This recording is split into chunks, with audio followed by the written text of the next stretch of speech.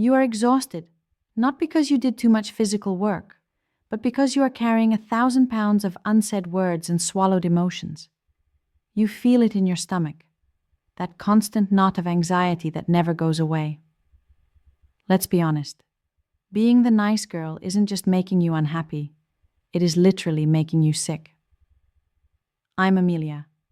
I'm breaking the nice mask, why your repressed anger is destroying your health, and how to release the poison before it consumes you.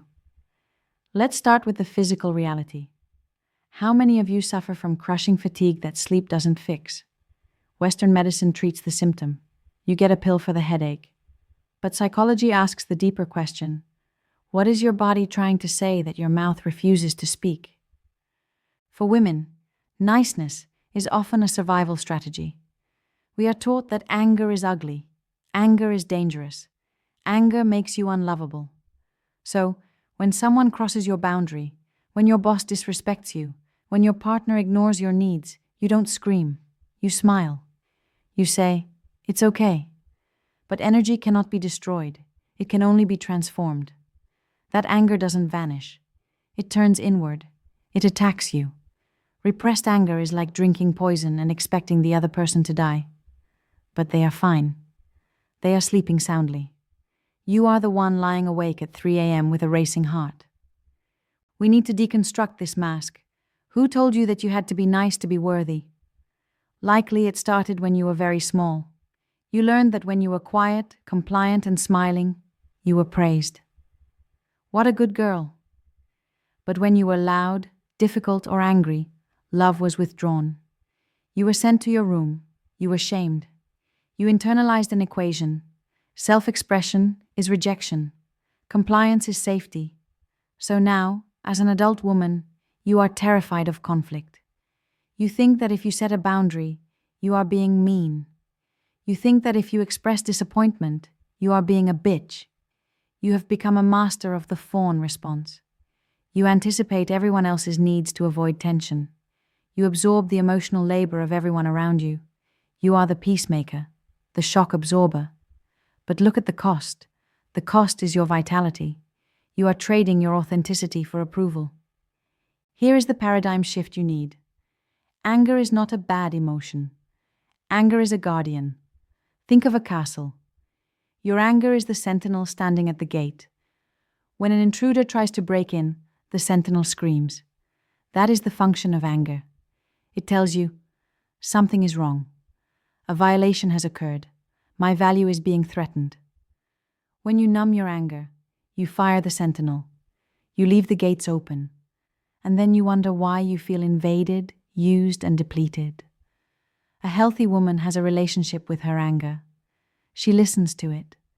She doesn't have to explode in a rage. She simply uses the energy of anger to say, "No, that is not acceptable." But because you are afraid of the fire, you swallow it, and that fire burns a hole in your gut. What happens when you suppress this force for 10, 20, 30 years? You become a pressure cooker without a valve. Sometimes it leaks out in safe ways. You cry when you are actually angry. Have you noticed that? You get frustrated, but tears come out. That is because sadness is a permissible feminine emotion. Anger is not. So your brain converts the rage into grief to make it socially acceptable. Other times it comes out as passive aggression. You make snide comments. You give the silent treatment. You withhold intimacy. This is the nice mask slipping. You are still trying to be polite, but the resentment is leaking through your pores. And eventually, the body says, "Enough." If you won't say no to the demands of others, your body will say no for you. It will give you a migraine so bad you have to lie down. It will give you a flu that forces you to cancel plans. Your illness becomes your only boundary. The danger of the nice mask isn't just internal. It creates a magnetic field that attracts the very people who will exploit it. When you signal to the world that you are infinitely flexible and that your own needs are optional, you become a beacon for takers, narcissists, and those who thrive on the uncompensated emotional labor of others. You find yourself surrounded by people who love you, but they only love the version of you that never causes trouble. This creates a crushing cycle of self-betrayal.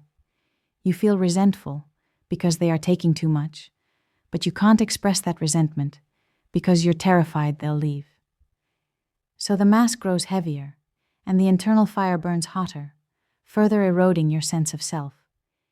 Beyond the physical pain, there is a spiritual cost to this repression. You are losing your life force. Anger and passion are two sides of the same coin. They both come from the same primal energy in your gut. When you numb your ability to feel righteous anger, you inadvertently numb your ability to feel intense joy, creativity, and drive. You don't just become nice, you become muted.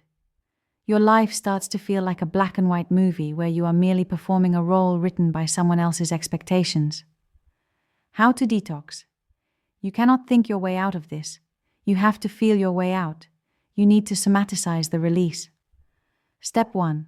Primal release. You are too intellectual. You are trying to rationalize your feelings. Stop it. Anger is physical. Why you need to get it out of your tissues. Do this in a safe space. Scream into a pillow. Not a little whimper.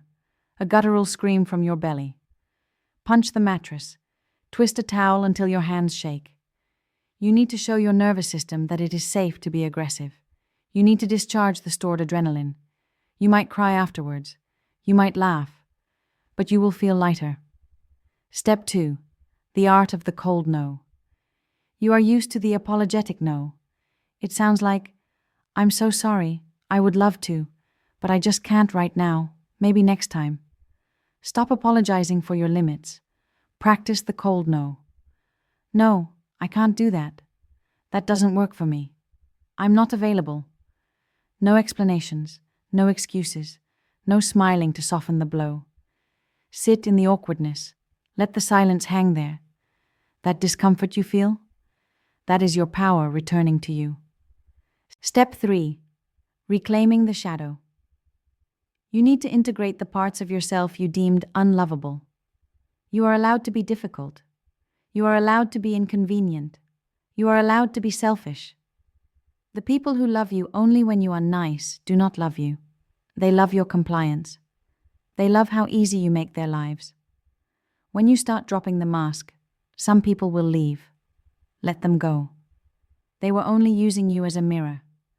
The right people, the healthy people, will respect your boundaries. They will respect your anger because they respect you. The nice girl is a cage for your spirit. You do not have to be mean, but you do have to be real. And reality includes edges. It includes fire. It includes the word no. Your health depends on your ability to speak your truth, even when your voice shakes. Do not set yourself on fire to keep others warm. If you are ready to stop suffocating under the weight of your own niceness and want to learn how to set boundaries that actually stick, subscribe.